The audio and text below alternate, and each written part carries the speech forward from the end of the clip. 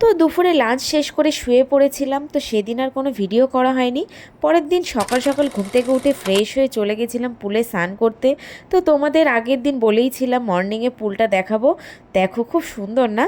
আর পুলটা অনেকটা গভীর ছিল, তাই আমার নামতে ভীষণ ভয় লাগছিল। তো যাই হোক, ভয়কে জয় করে পুলে তো নেমেই পড়েছি, কিন্তু রেলিংয়ের সামনে থেকে আমি সরছিলাম না, মনে হচ্ছিল যদি ডুবে যায়। আর এদিকে যেহেতু আমার হাইটটা একটু শর্ট, তার মধ্যে পুলটা ছিল অনেকটা গভীর, তো আমার তো ভীষণ ভয় লাগছিল। তো যাই হোক, কার কার আমার মতন এরকম এক্সপিরিয়েন্স আছে অবশ্যই কমেন্টে জানিও। তারপর তো আমার ভয় দেখে বিশ্বজিৎ পুলেই নেমে এলো।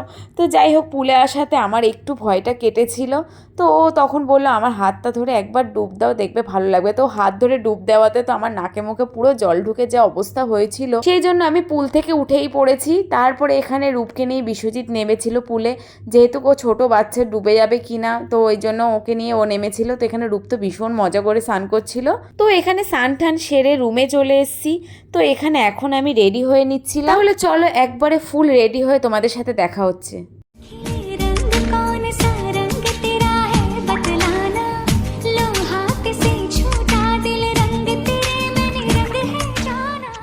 তো এখন আমরা সবাই রেডি হয়ে বেরিয়ে পড়েছি কিছু সাইট সিন দেখার জন্য।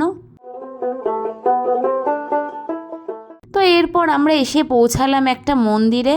তো এই টোটো দাদাটাই বলে দিচ্ছিল আমাদের কিভাবে ভেতরে ঢুকতে হবে। তো আমরা এখানে সরাসরি এবার ভেতরে চলে গেলাম। তো এই মন্দিরটার নাম হচ্ছে কঙ্কালীতলা মন্দির। তো এই মন্দিরটা ভীষণ জাগ্রত এখানকার। তো এখানে মা কালীর মন্দির। তবে এখানে এসে ভীষণ ভালো লাগছিল, চারিদিকের পরিবেশটা এত সুন্দর, এত মনোরম, আর অনেকটা বড় জায়গা নিয়ে মন্দিরটা, ভীষণ সুন্দর। তোমরা যদি ওখানে কখনো যাও তো এই মন্দিরটা অবশ্যই তোমরা ভিজিট করো। তো এবার মাকে প্রণাম করে চলে গেলাম মায়ের মন্দিরের ভেতরে। তোমরা দেখতেই পাচ্ছ মায়ের ছবিটা খুব সুন্দর, মাকে দেখতে লাগছে এখানে। তো শুনেছিলাম ওখানকার মা নাকি ভীষণ জাগ্রত, যা মনস্কামনা হয় সেটাই নাকি পূরণ হয়। তো যাই হোক, আমার তো এখানে ভীষণ ভালো লাগছিল ঘুরে। তো এখানে তোমরা দেখতেই পাচ্ছ কতটা বড় জায়গা জুড়ে মন্দিরটা, আর এখানে এত সুন্দর গাছগাছড়ায় ভর্তি, পুরো জায়গাটা এত সুন্দর গ্রিনিশ লাগছিল, ভীষণ সুন্দর জায়গা। তারপর বিশ্বজিৎ বলল যে চলো ওখানে একটা ঘাট আছে, দেখে আসি।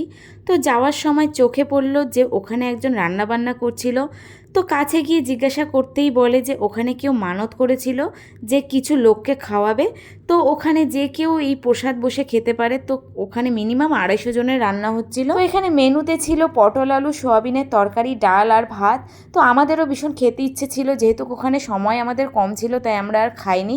তো আমরা সোজা চলে আসলাম এখানে কোপাই নদীর ঘাটে। তাহলে চলো একবার ঘাটের সামনে থেকে ঘুরেই আসা যাক।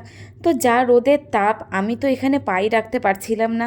তো যাই হোক, কোনো রকমভাবে ঘাটের সামনে তো আসা গেছে। তো ওই যে দূরে দেখতে পাচ্ছ ঘাট, তো এটা ঘাট বলা যায় কি না আমি জানি না। তো এখানে আশা করি জল ঠল হয়তো শুকিয়ে গেছে, তাই এরকম দেখতে লাগছে। তো যাই হোক, আমরা এখানে ঘাট ঠাট দেখে তো বেরিয়ে পড়লাম। তো মন্দিরে ঢোকার সময় দেখেছিলাম কিছু গরিব দাদু দিদারা ওখানে বসেছিল। তো ওরা পয়সা চাচ্ছিল, তো বিশ্বজিৎ বলল যে ফেরার সময় দেব, তাই রূপকে দিয়ে সবাইকে পয়সা দেওয়াচ্ছিল। তো এখানে পয়সা ছাড়াও চাল ডাল আলু যা যা তোমরা চাও দিতে পারো। তারপরে ওখানে দেওয়া ঠাওয়া শেষ করে তারপর আমরা চলে গেলাম ওখানে একটা শিব মন্দির ছিল, সেটা দর্শন করতে।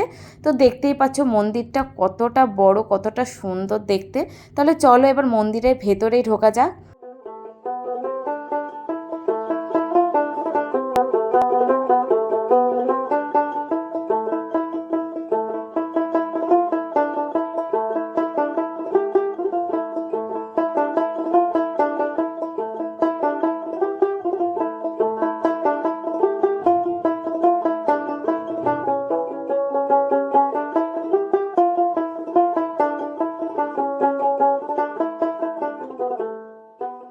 তারপরে মন্দিরের দর্শন শেষ করে আমরা বেরিয়ে পড়লাম অন্য একটা সাইট সিন দেখার জন্য। তো এই জায়গাটার নাম হলো ডিয়ার পার্ক।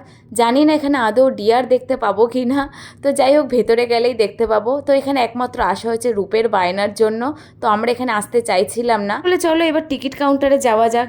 তো এখানে পার হেড ছিল 100 টাকা করে। তো যেহেতু এখানে বিশ্বজিতের ডিফেন্সের কার্ড ছিল বলে তো আমাদের টিকিট আর লাগেনি। তাহলে চলো এবার ভেতরেই যাওয়া যাক, দেখা যাক কি দেখতে পাই আর না পাই। আমরা এখানে সরাসরি ভেতরে ঢুকে গেলাম। তবে ভেতরটা ছিল ভীষণ সুন্দর দেখতে, ভীষণ সুন্দর সাজানো গোছানো। তবে যা রোদে রোদের তাপ কি আর বলবো তোমাদের। তো ভীষণ রোদের তাপের মধ্যে তো একটাও হরিণ দেখতে পাইনি। তো সারাক্ষণ ঘুরেই বেরিয়েছি, যত ভেতরে যাচ্ছি তত যেন গভীর জঙ্গল। তো আমার তো ভীষণ ভয় লাগছিল। তো রূপ বললো যে না তাও চলো চলো দেখি যদি দেখতে পাই। কিন্তু দুঃখের বিষয় এখানে একটাও হরিণ দেখতে পাইনি। তবে এই ফুলগুলো এত সুন্দর লাগছিল যে আমি ভিডিও না করে আর থাকতে পারলাম না। তো রূপ আমাকে এই ফুলগুলো থেকে একটা ফুল ছিঁড়ে আমাকে গিফট করলো। তো ও যখনই যেখানে ফুল দেখতে পায় আমার জন্য তো নিয়েই আসে। তো এখানে আমি ফুলটা লাগিয়ে ভিডিও করে নিলাম। তো কেমন লাগছে অবশ্যই তোমরা জানিও। তো এখানে কিছুই দেখতে না পেয়ে রোদে শুধু শুধু ঘোরাঘুরি করে তো আমরা চলে যাচ্ছি নেক্সট ডেস্টিনেশনে। তাহলে দেখা হচ্ছে আবার থার্ড পার্টে। এখনকার মতন টাটা।